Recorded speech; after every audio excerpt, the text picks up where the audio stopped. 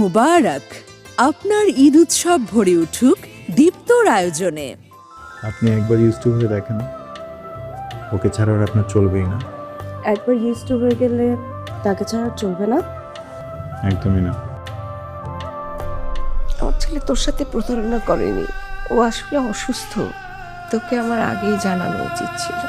মামুনিকে আহারে মেয়েটা নিজেও মরলো, আমার ছেলেটাকেও মারলো।